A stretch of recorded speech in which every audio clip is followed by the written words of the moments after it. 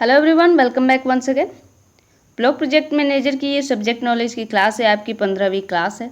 ठीक है, 14 classes already इस पे हो चुकी है। मंडे टू फ्राइडे आपकी क्लास ये चलती है। हालांकि कुछ कारण की वजह से बीच में जो क्लासेस थी वो ड्रॉप हो गई हैं। ठीक है, तो चलिए स्टार्ट करते हैं। कम्युनिटी, आपका जो कम्युनिटी फंड मैनेजमेंट है उस पे हम ये क्लास डिपेंडेंट है। ठीक है, understanding and the management of revolving fund and community investment fund पे, CIF और RF पर। चलिए स्टार्ट करते हैं। कह रहा है कि ये दोनों निधियां दीनदयाल योजना, राष्ट्रीय ग्रामीण आजीविका मिशन जैसे सरकारी योजनाओं के तहत प्रदान की जाने वाली महत्वपूर्ण पूंजीगत सहायता है, जो सेल्फ हेल्प ग्रुप्स और उनके संघों यानी फेडरेशन की वित्तीय क्षमता को मजबूत करती हैं। तो यानी जो दोनों फंड दिए गए हैं आपको, सामुदायिक निधि प्रबंधन यानी परिक्रमी निधि और सामुदायिक निवेश फंड जो होता है दीनदयाल अंत्योदय योजना के तहत सेल्फ हेल्प ग्रुप्स को दिया जाता है। और उनके जो फेडरेशन है, जैसे village organization and cluster level federation, इनकी जो वित्तीय यानी फाइनेंशियल जो कंडीशन होती है उसकी कैपेसिटी को बिल्डअप करने के लिए ये पैसा दिया जाता है। कौन देता है? तो दीनदयाल अंत्योदय योजना, राष्ट्रीय ग्रामीण आजीविका मिशन जैसी सरकारी योजनाएं देती हैं। ठीक है, या बैंक्स वगैरह से भी ये लेते हैं। तो पहला है परिक्रमी निधि यानी रिवॉल्विंग फंड। क्या है?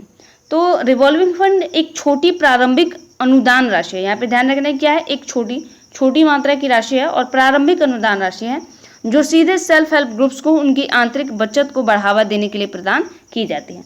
यानी यहाँ पे ध्यान रखना है कि रिवॉल्विंग फंड जो होता है किसको दिया जाता है? सेल्फ हेल्प ग्रुप्स को दिया जाता है, और ये छोटी बचत की होती है।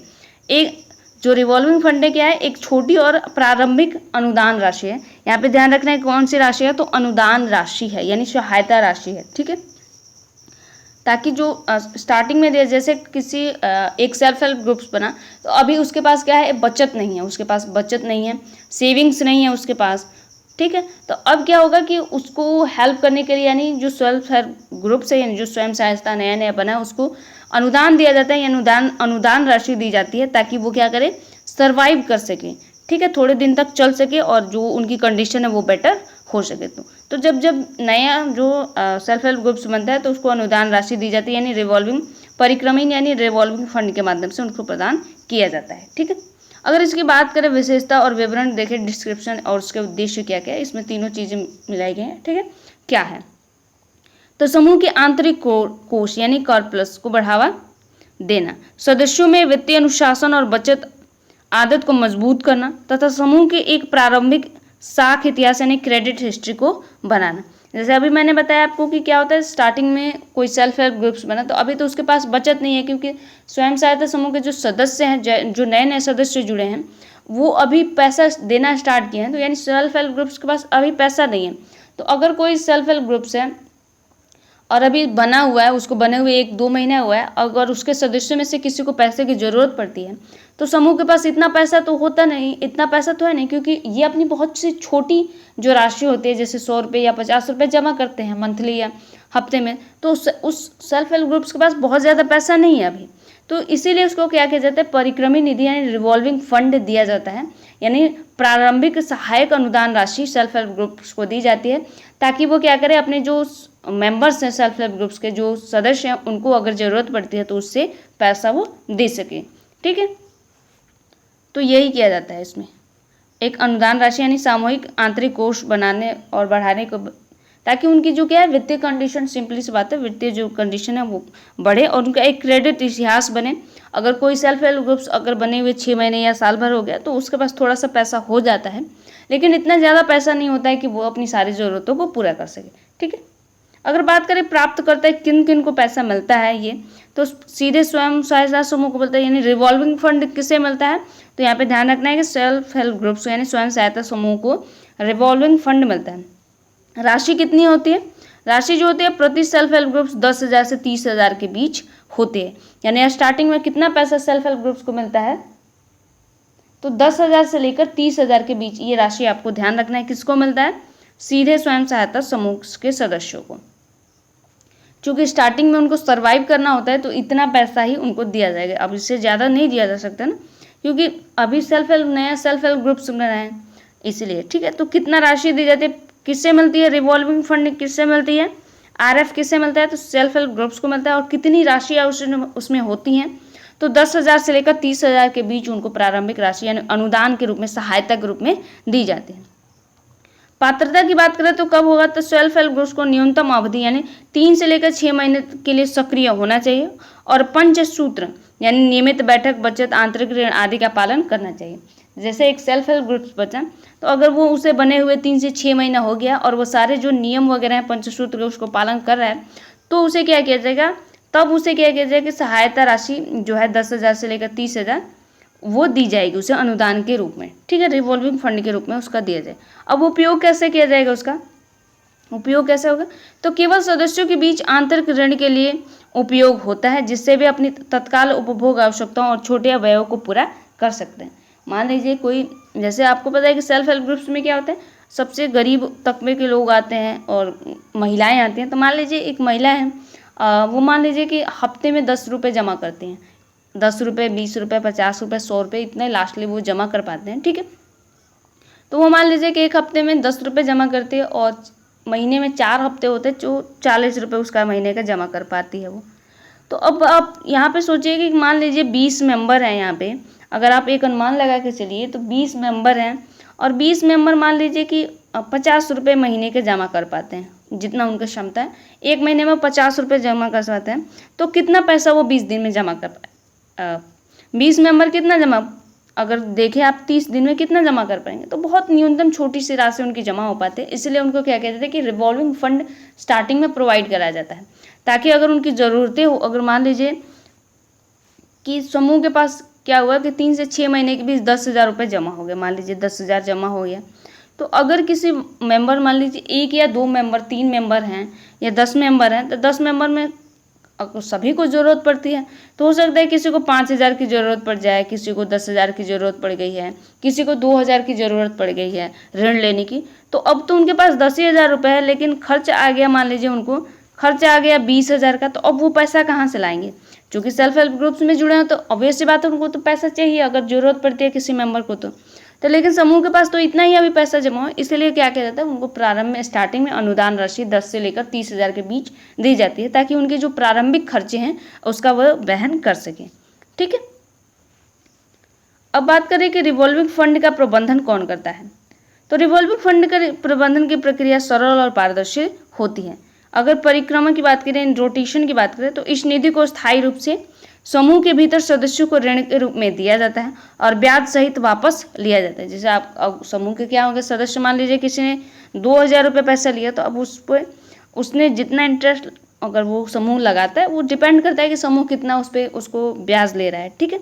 बहुत कम ब्याज होता है, बहुत न्यूनतम ब्याज होता है, तो वो कितना ले रहा है उसके आधार पर वो तय होगा, और कितने दिनों में वो उसको जमा करना है ये भी तय होता है, तो उसके आधार पर वो उसको चुकाना पड़ता है, ठीक है।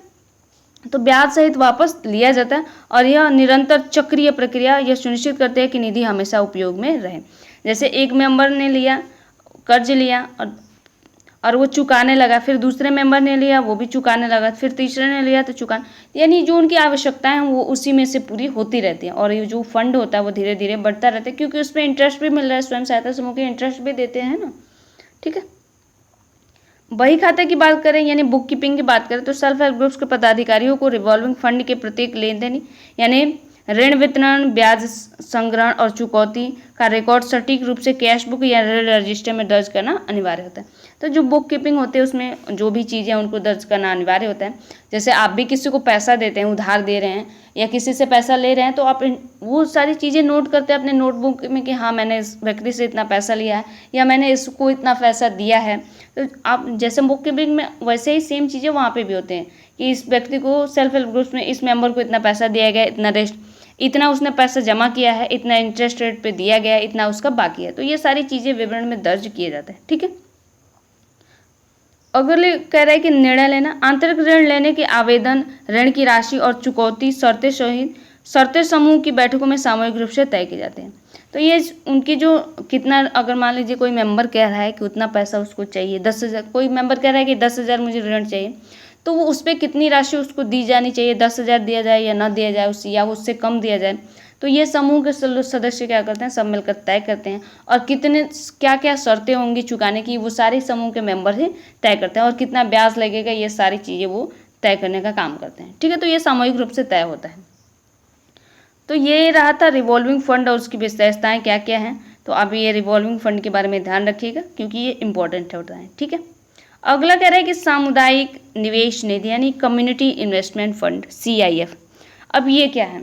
तो CIF क्या है? एक बड़ी राशि है। वो क्या था? रिवॉल्विंग फंड क्या है? एक छोटी राशि थी जो सेल्फ हेल्प ग्रुप्स को उच्च स्तरीय संघों जैसे ग्राम संगठन या VOs यानी क्लस्टर लेवल फेडरेशन और उनकी आजीविका गतिविधियों को बढ़ावा देने के लिए एक अस्थायी पूंजी के रूप में प्रदान की जाती है। तो CIF क्या है? एक बड़ी राशि है और उच्च स्तर की राशि है, जैसे उच्च स्तरीय संघों को, जैसे जो ग्राम संगठन हो गया या क्लस्टर लेवल फेडरेशन को ये मिलता है, ठीक है। ये पैसा किसको मिलता है? CIF पैसा किसको मिलता है? तो यहाँ पे ध्यान रखना है कि VOs को मिलेगा या क्लस्टर लेवल फेडरेशन को ये मिलता है, ठीक है। इसकी विशेषता, विवरण और उद्देश्य की बात करें तो ये क्या क्या है? अगर बात करें तो समुदाय के लिए एक अस्थायी संसाधन बनाना है। इसका उपयोग आजीविका बढ़ावा देने वाली आर्थिक गतिविधियों के ऋण प्रदान करने के लिए किया जाता है। यानी इस पैसे का उपयोग किया जाएगा किस लिए? तो आर्थिक गतिविधियों को बढ़ावा देने के लिए। जैसे कोई बिजनेस स्टार्ट कर रहा है सेल्फ हेल्प ग्रुप्स का, कोई मेंबर है और वो पैसा बिजनेस के लिए लेना चाहता है तो उसको ऋण दिया जाएगा, ठीक है। तो आजीविका के साधन वगैरह बढ़ाने और बड़ी आर्थिक गतिविधियों के लिए किया जाएगा। अब इसको मिलता किसको है? प्राप्तकर्ता कौन है? तो सेल्फ हेल्प ग्रुप्स के जो संघ होते हैं यानी फेडरेशन होता है, मुख्य रूप से ग्राम संगठन और क्लस्टर स्तरीय संघों को मिलता है। तो जो 10,000 की जो रिवॉल्विंग फंड थी वो किसको मिलता है? सेल्फ हेल्प ग्रुप्स को। लेकिन ये जो पैसा है CIF जो है, CIF इन कम्युनिटी इन्वेस्टमेंट फंड जो है किसको मिलता है? फेडरेशन को मिलता है। और फेडरेशन दो है, एक ग्राम संगठन है और क्लस्टर स्तरीय महासंघ है। तो ये पैसा किसको मिलता है? इनको मिलता है।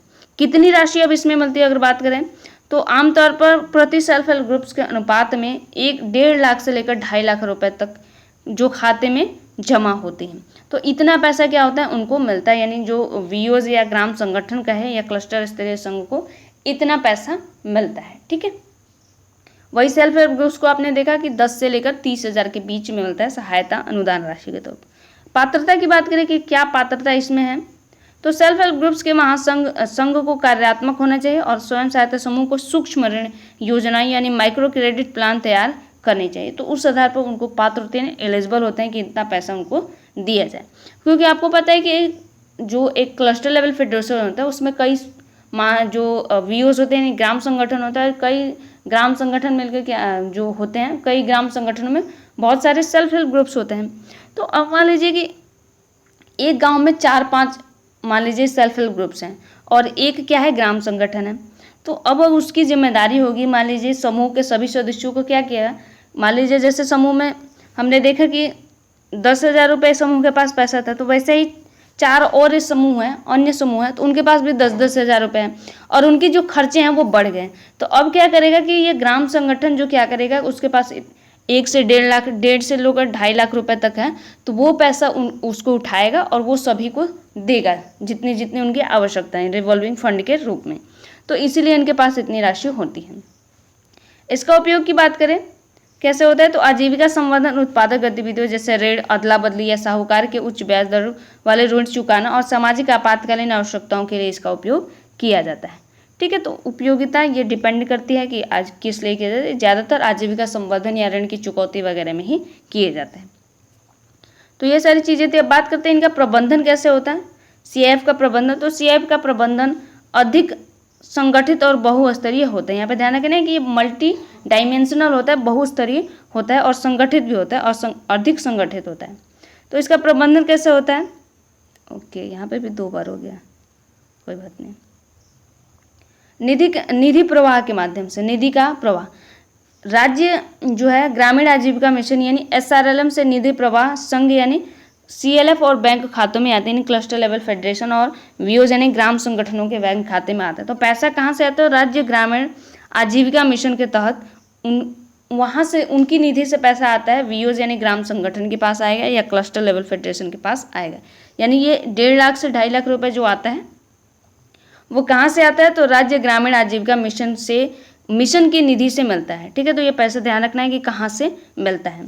तो ऋण का मूल्यांकन की बात करें तो सेल्फ हेल्प ग्रुप्स अपनी MCPI के आधार पर संघ को आवेदन करते हैं और संघ की कार्यकारी समिति यानी एग्जीक्यूटिव कमेटी समूह के प्रदर्शन की समीक्षा यानी अप्रेजल करती है और स्वीकृति करते हैं। तो वहाँ पे यहाँ पे भी मूल्यांकन होगा कि हाँ ये सारी चीज़ें कंडीशन वगैरह ठीक हैं या नहीं है, तभी अप्रूवल होगा, अन्यथा नहीं होता है।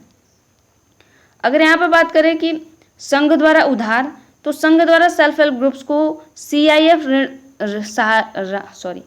CIF राशि ऋण के रूप में देता है, एक जो ये क्या होता है एक निश्चित ब्याज दर पर मिलता है, और सेल्फ हेल्प ग्रुप्स उस राशि को अपने सदस्यों को उनकी आवश्यकताओं के अनुसार वितरित करता है।